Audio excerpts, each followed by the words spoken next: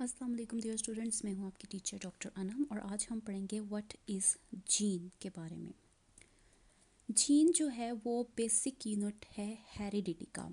Heredity का मतलब है कि कोई भी खसूसियात या कोई भी ट्रेट जैसे कि आँखों का रंग, बालों का रंग, बालों की साख्त या हाइट या डिज़ीज़ का होना, इन सब की जो भी इंफॉर्मेशन होती है वो सारी की सारी जीन में पाई जाती है। और हेरिडिटी का मतलब है कि ये ट्रांसफ़र होती है पेरेंट्स से उनके ऑफस्प्रिंग्स या उनके चिल्ड्रन में। तो इस वजह से जीन को बेसिक यूनिट ऑफ हेरिडिटी कहा जाता है, क्योंकि वो तमाम इंफॉर्मेशंस को उठाती है पेरेंट्स से और उनको ट्रांसफ़र करती है उनके चिल्ड्रन में या उनके ऑफस्प्रिंग्स में। अब ये देखें कि जीन एक्चुअली में है क्या। तो जीन जो है वो डीएनए का एक सेगमेंट है जिसका काम क्या है कि वो सीक्वेंस अमाइनो एसिड का डिटर्मिन करती है। डिटर्मिन करने का मतलब है कि उसके पास इंफॉर्मेशन है कि उसने अमाइनो एसिड्स को कौन से सीक्वेंस में रखना है और उनको फिर कन्वर्ट करना है प्रोटीन में। हमें पता है कि प्रोटीन्स जो है अमाइनो एसिड से मिलकर बनी होती है। तो जीन क्या बताती है कि अच्छा पहले अमाइनो एसिड नंबर 1 आएगा, फिर 3 आएगा, फिर 2 आएगा, उसके बाद 5 आएगा। तो ये जो इन्फॉर्मेशन है ये सारी की सारी जीन में पाई जाती है और जीन के अंदर ये इन्फॉर्मेशन जो है वो डीएनए की सूरत में स्टोर है। ठीक, जैसे कि हम देखते हैं कि एक सेल है और सेल के अंदर न्यूक्लियस है। न्यूक्लियस के अंदर डीएनए जो है वो क्रोमेटिन की फॉर्म में पाया जाता है, यानी थ्रेड लाइक स्ट्रक्चर की सूरत में पाया जाता है। लेकिन जैसे ही सेल डिवाइड करने लगता है तो वो सारा का सारा क्रोमेटिन कंडेंस होता है। कंडेंस होके वो बना देता है क्रोमोसोम। जब आप क्रोमोसोम को खोलते हैं तो आप देखते हैं कि क्रोमोसोम बना हुआ है डीएनए से, जो कि है डबल हेलिकल स्ट्रक्चर। लेकिन सारा का सारा डीएनए जीन्स नहीं है। डीएनए का एक ख़ास सेगमेंट या एक ख़ास हिस्सा जो है वो एक जीन के तौर पर काम करता है।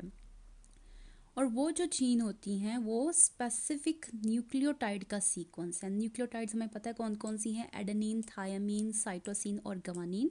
तो इनके अंदर जो न्यूक्लियोटाइड किस तरह से अरेंज होते हैं उसकी बेसिस पे हमारे पास मुख्तलिफ जीन्स आ जाती हैं।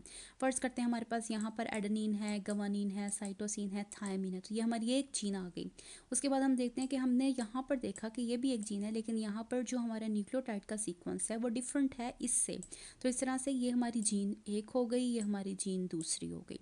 तो न्यूक्लियोटाइड का सीक्वेंस जो है वो डिटरमिन करता है कि आपकी जीन क्या है और वो क्या काम करने वाली है।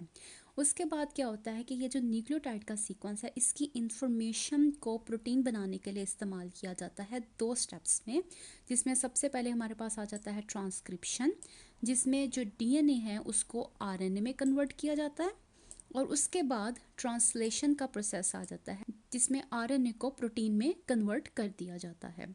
तो इस तरह से जीन जो है वो इंफॉर्मेशन को स्टोर करता है और उसके बाद उसको प्रोटीन की सूरत में जाहिर करता है। ठीक है, और इस वजह से हम इसको यूनिट ऑफ हेरिडिटी कहते हैं।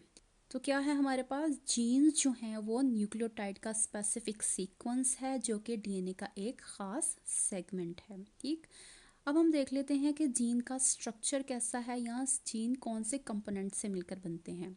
सबसे पहले जीन का कंपोनेंट हमारे पास आ जाता है प्रोमोटर। प्रोमोटर का मतलब है किसी चीज़ को प्रमोट करना या किसी चीज़ को स्टार्ट करना या उसको शुरू करना। तो प्रोमोटर चूँकि प्रमोट कर रहा है या किसी चीज़ को स्टार्ट कर रहा है तो वो कहाँ पाया जाता है, वो जीन के बिल्कुल स्टार्ट में या उसके बिल्कुल शुरू में पाया जाता है।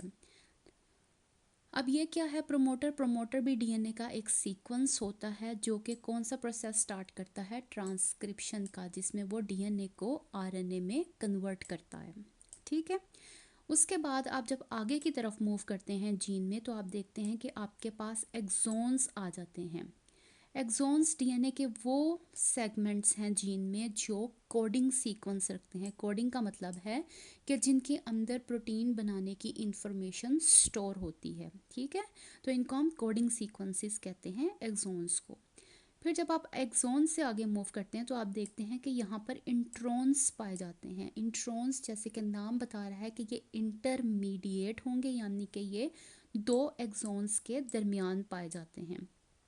इंट्रॉन्स जो हैं वो नॉन कोडिंग सीक्वेंसेस हैं, यानी कि इनके पास प्रोटीन बनाने की कोई इंफॉर्मेशन मौजूद नहीं है।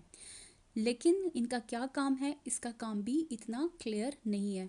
इनको एज अ रेगुलेटरी सीक्वेंसेस लिया जाता है कि भाई रेगुलेट करते हैं, लेकिन किस तरह से रेगुलेट करते हैं इसके ऊपर अभी रिसर्च जारी है, लेकिन अभी तक कुछ कंफर्म पता नहीं चला। तो इंट्रॉन्स कहाँ होंगे, एक्सॉन्स के दरमियान में, और ये नॉन कोडिंग सीक्वेंसेस हैं। इनका काम सिर्फ और सिर्फ एक एक्सॉन को दो एक्सॉन के साथ जोड़ना है, अगर हम उसको याद रखने के लिहाज से देखें, क्योंकि ये इंटरमीडिएट हैं। इसके बाद हमारे पास आ जाता है टर्मिनेशन सीक्वेंसेस और टर्मिनेटर रीजन। टर्मिनेटर जैसे कि नाम बता रहा है कि ये टर्मिनेट कर देगा, स्टॉप कर देगा या ख़त्म कर देगा किसी चीज़ को। तो ये जीन के बिल्कुल एंड में पाए जाते हैं, और ये आरएनए पॉलीमरेज को सिग्नल्स देते हैं कि भाई जीन बस इतनी ही है, इसके बाद तुम ख़त्म करो अपना काम, ताकि हमारा आरएनए जो है वो आगे ट्रांसलेशन के प्रोसेस में जा सके। ठीक है, तो यहाँ पर आके जो जीन की ट्रांसक्रिप्शन है वो ख़त्म हो जाती है। अब इस रीजन के अंदर हमारे पास पाया जाता है स्टॉप कोडोन। स्टॉप कोडोन जो कि UAA, UAG या UGA होता है इन केस ऑफ आरएनए। जब आप आरएनए में देखते हैं तो इसका काम क्या होता है, इसका काम है स्टॉप कर देना ट्रांसलेशन को, या अगर आप यहाँ पर देखें तो टर्मिनेशन कोडोन आ जाता है, तो आप उसको कह सकते हैं कि वो ट्रांसक्रिप्शन को स्टॉप कर देता है। इसी के साथ साथ प्रमोटर रीजन में हमारे पास जो है वो स्टार्ट कोडोन्स पाए जाते हैं, जो कि AUG है। और स्टार्ट कोडोन का काम क्या है कि वो ट्रांसलेशन को या प्रोटीन की सिंथेसिस को स्टार्ट करता है। तो ये है हमारे पास जीन का स्ट्रक्चर, उसके मुख्तलिफ हिस्से जो मुख्तलिफ काम करते हैं और मुख्तलिफ इंफॉर्मेशन को स्टोर करते हैं, ताकि जीन की इंफॉर्मेशन को प्रोटीन में तब्दील किया जा सके, और वो प्रोटीन जो है वो बॉडी के अंदर, एनिमल की बॉडी में या प्लांट की बॉडी में अपने ट्रेट्स को या अपनी खसूसियात को ज़ाहिर कर सके। तो ये था हमारा आज का लेसन व्हाट इज़ जीन के ऊपर। अगर इससे रिलेटेड आपके पास कोई क्वेश्चन है तो आप मुझसे पूछ सकते हैं कमेंट सेक्शन में। इसके अलावा अगर आप किसी और टॉपिक के ऊपर लेसन लेना चाहते हैं तो आप वो भी मुझे बता सकते हैं कमेंट सेक्शन में। मैं मिलती हूँ आपको अगली वीडियो में।